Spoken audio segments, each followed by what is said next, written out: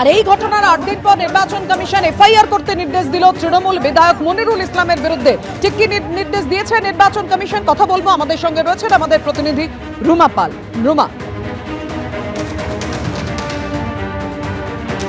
দেখো, অবশেষে নির্বাচন কমিশন তৃণমূল বিধায়ক মনিরুল ইসলামের বিরুদ্ধে এফআইআর করার নির্দেশ দিয়েছে এবং এই নির্দেশ দেওয়া হয়েছে মুর্শিদাবাদের ডিও জেলা নির্বাচনী আধিকারিককে এবং বিকেল 5টার মধ্যে এই কমপ্লায়েন্স রিপোর্ট পাঠাতে হবে নির্বাচন কমিশন।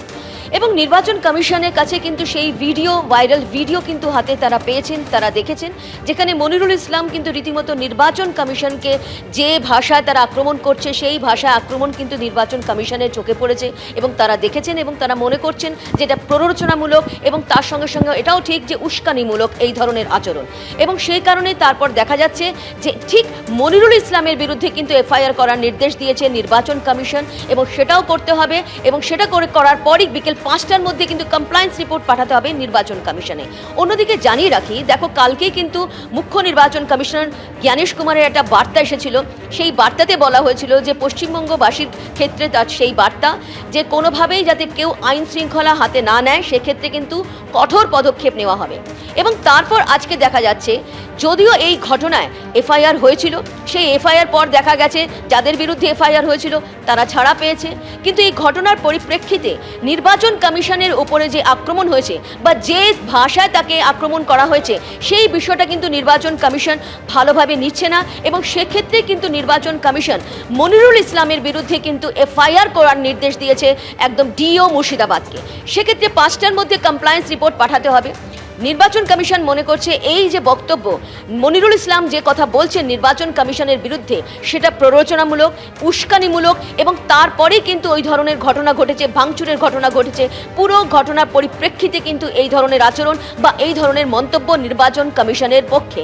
সেই কারণে কিন্তু নির্বাচন কমিশন মনিরুল ইসলামের বিরুদ্ধে এবার এফআইআর করার নির্দেশ দিয়েছে ডিও মুর্শিদাবাদকে। বিকেল 5টার মধ্যে কিন্তু এই কমপ্লায়েন্স রিপোর্ট চেয়ে পাঠিয়েছে। এবার দেখার বিকেল 5টার মধ্যে এফআইআর হয় কিনা এবং সেই কমপ্লায়েন্স রিপোর্টে কি লেখা থাকে। এবং অবশ্যই যেহেতু নির্বাচন কমিশন বারবারই কিন্তু বিভিন্ন ক্ষেত্রে এফআইআর করার নির্দেশ দিচ্ছে, সেক্ষেত্রে কিন্তু এফআইআর করার ব্যাপারে দেখা যাচ্ছে অন্য ঘটনার কথা যদি পরিপ্রেক্ষিতে বলে রাখি সেটা কিন্তু টাল বাহানা হয়েছে। এক্ষেত্রে কি হয়, এক্ষেত্রে কিন্তু নির্বাচন কমিশন পুরো সরাসরি কিন্তু একদম মনিরুল ইসলামের বিরুদ্ধে এফআইআর করার নির্দেশ দিয়েছে, তাও ডিও মুর্শিদাবাদকে। সেক্ষেত্রে বিকেল 5টার মধ্যে এই এফআইআর করতে হবে এবং কমপ্লায়েন্স রিপোর্ট পাঠাতে হবে নির্বাচন কমিশনে। রুমা, তুমি আমাদের সঙ্গে থাকো। গত 14ই জানুয়ারি তৃণমূল বিধায়ক মনিরুল ইসলাম তার উপস্থিতিতে তিনি দলবল নিয়ে একেবারে হাজির হয়ে যান ফরাক্কার বিডিও অফিসে। দেখতে পাচ্ছেন সেই মুহূর্তের ছবি আপনাদের সামনে রেখেছি। এই আরোর উদ্দেশ্যে এইভাবেই চেয়ার ছোড়া হয়, কাগজ, নথিপত্র সমস্ত কিছু ছোড়া হয়। বিডিও অফিস একটা সরকারি অফিস, প্রশাসনিক অফিস, সেটা ভেঙে তাণ্ডব চালানো হয়, বেপরোয়া তাণ্ডব চলে তৃণমূল বিধায়কের উপস্থিতিতেই। আর তারপর আজ জেলা নির্বাচনী আধিকারিককে এফআইআর দায়ের করতে নির্দেশ দিল নির্বাচন কমিশন। 1 ঘন্টারও কম সময় রয়েছে জেলা নির্বাচনী আধিকারিকের হাতে। এর মধ্যে এফআইআর দায়ের করে মনিরুল ইসলামের বিরুদ্ধে রিপোর্ট দিতে হবে নির্বাচন কমিশনকে।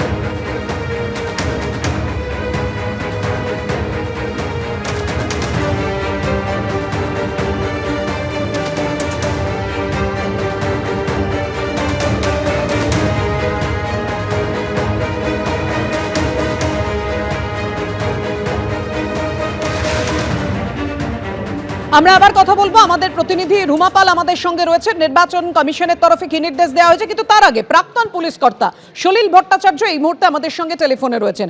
সলিলদা, ডেডলাইন বেঁধে দেওয়া হয়েছে নির্বাচন কমিশনের তরফে আজকে বিকেল 5টা, অর্থাৎ হাতে আর 1 ঘন্টারও কম সময় রয়েছে। তার মধ্যেই জেলার মুখ্য নির্বাচন জানিয়ে রাখি প্রশাসককে তাদেরকে একেবারে এফআইআর দায়ের করতে হবে।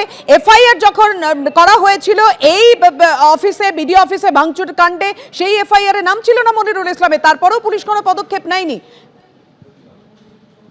দেখো, এটাকে বলে আইনের প্রহসন, মানে আইনের শাসনের প্রহসন। একটা ঘটনাতে একবার এফআইআর হলে দুবার এফআইআর করার কোনো জাস্টিফিকেশন নেই, দুবার এফআইআর হয়ও না। যদি হয়ও সেটা ওই আগের এফআইআর সঙ্গে মার্জ হয়ে যাবে। আর রইলো বাকি যে নেতৃত্ব দিয়েছিল তার নাম তো এমনিতেই ইনভেস্টিগেশনে ট্রান্সফার করেছে, তো পুলিশ তো ধরেনি। এইবার যদি ডিও কে বলে প্রশাসনিক আধিকারিককে আদেশ দেওয়া হয় যে আপনি আবার একটা এফআইআর করুন, সে করতেই পারে। তাহলে মনিরুল ইসলামের নাম দিয়ে আর একটা করে করবে, তাহলে ওইটা হবে আগেরটার সঙ্গে ওটা মার্জ হয়ে যাবে।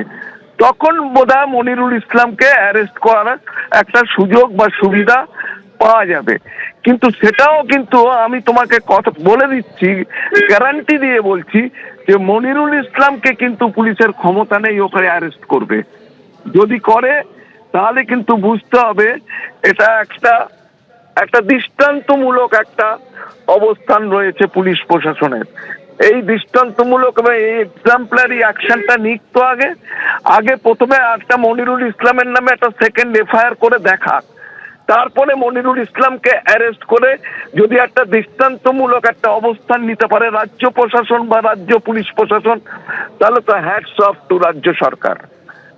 কারণ এই মনিরুল ইসলামী নেতৃত্ব দিয়ে উনি ইনসাইট খালি করেননি, উনি আবার খালি তাই না, উনি আবার পরের কয়েকদিন পরে আবার বলেছে যে এরপরে কিন্তু আমি ইশারা করব, আমার ইশারা যদি ঠিকঠাক, যদি এরপরে যখন সঠিক ভোটার লিস্ট যখন বেরোবে তখন যদি ঠিকঠাক থাকে সব ঠিক আছে, কিন্তু একটু যদি এদিক ওদিক হয় চারিদিকে খালি দেখবেন আগুন আর আগুন। যেরকম আগে তোমার তো বেলডাঙ্গার ঘটনাতে বলা হয়েছিল, এবং এক্ষেত্রেও কিন্তু মনিরুল ইসলাম কিন্তু পুলিশের গ্রেপ্তারির মধ্যে আসবে বলে আমার বিশ্বাস নেই।